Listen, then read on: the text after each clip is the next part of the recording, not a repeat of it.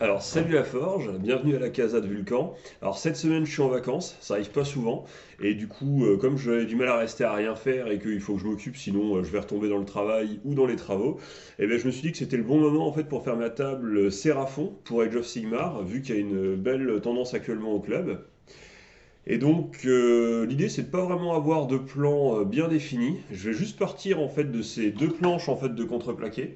Donc ces planches-là, c'est un reste en fait des fonds des meubles de la cuisine que j'ai fait, mais on peut trouver la même chose en fait déjà découpée à la bonne taille en 120 par 60 dans les magasins de bricolage. Donc voilà, elles sont brutes directement, elles font 8 mm d'épais.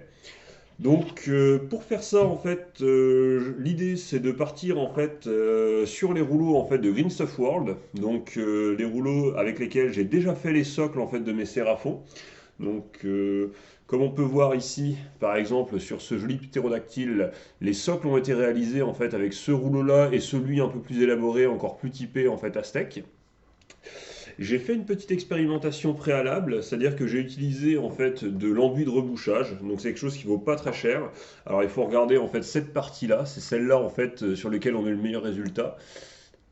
J'ai peur que ça soit trop blanc en fait à la vidéo, on va bien voir. Mais bref, le test est plutôt concluant. Au bout de 2 heures de séchage, en fait, on peut imprimer une marque très correcte en fait, et ça vaut que dalle. Ça vaut 10 euros les 4 kilos, donc c'est vraiment en fait l'idéal pour faire une table de jeu.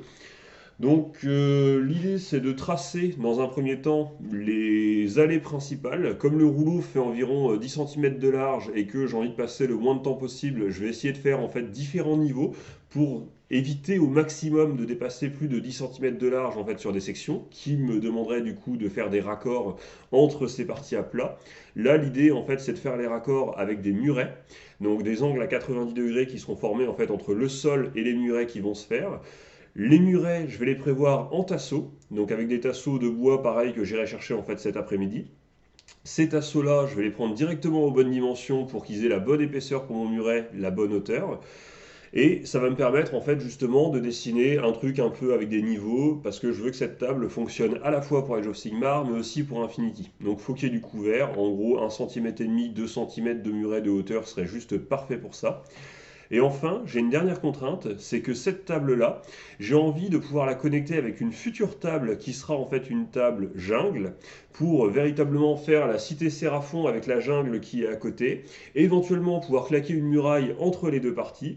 Et donc pour ça, je vais faire d'une pierre deux coups, c'est-à-dire que je vais structurer ma table pour qu'elle ait des tasseaux tout autour pour la rigidifier. Et en fait, je vais sur une des parties centrales échancrer pour prévoir en fait l'ouverture future d'une porte pour les fortifications qui mèneraient à la jungle.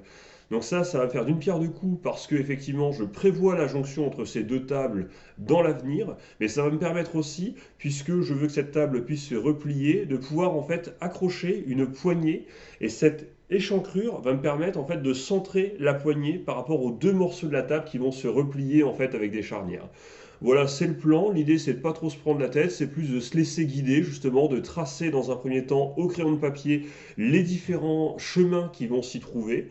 Ensuite, de bien s'amuser en fait à faire tous les murs avec le fameux rouleau et l'enduit en fait qui va être comme ça. Une fois que les murets sont prêts, que je sais où ils vont aller, c'est percer cette plaque-là pour directement avoir les trous avec lesquels je vais visser ces murets sur la plaque, ce qui va la rigidifier et rendre les murets indestructibles.